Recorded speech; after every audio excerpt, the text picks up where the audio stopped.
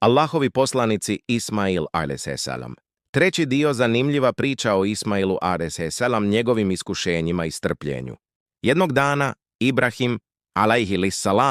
posjetio je Ismaila u Meki. U to doba Ismail je već bio dovoljno odrastao da radi zajedno sa svojim ocem. Ibrahim mu reče: "O sine moj, u snu vidim da te žrtvujem, pa pogledaj i reci mi šta misliš o tome."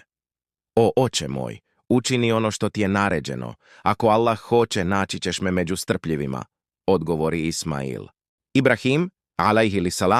bio je u poznim godinama kada je neprestano i iskreno molio za sina prvenca, a Allah mu je ispunio želju srca. Volio je svog sina, ali morao je da se pokori Allahovoj volji. To je bio najveći ispit potpunog imana i predanosti Allahu kojem jedan čovjek može biti podvrgnut. Ibrahim a.s. je zamolio Ismaila da pođe s njim na brdo Arefat da izvrši žrtvu.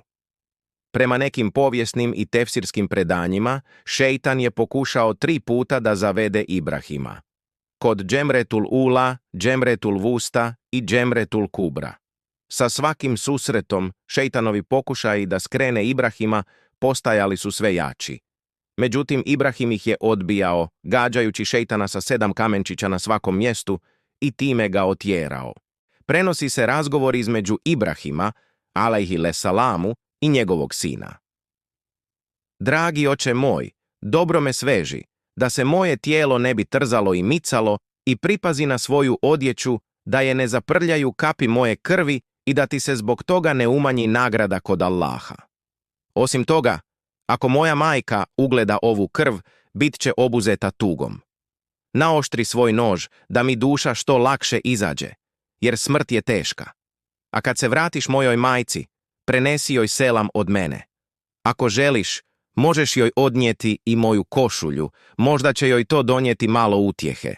Ali Ibrahim, poput planine ustrajnosti, odgovori: "Sine moj, ti si zaista divan pomagač u ovom zadatku koji mi je Allah odredio."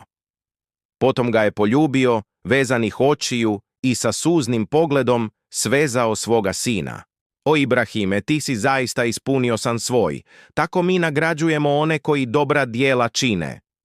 Allah nastavlja govoreći: "To je zaista bio očigledan ispit.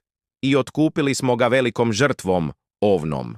I ostavili smo mu spomen među potonjim naraštajima. Neka je mir na Ibrahima. Tako mi nagrađujemo one koji dobra djela čine. On je doista bio jedan od naših iskrenih robova."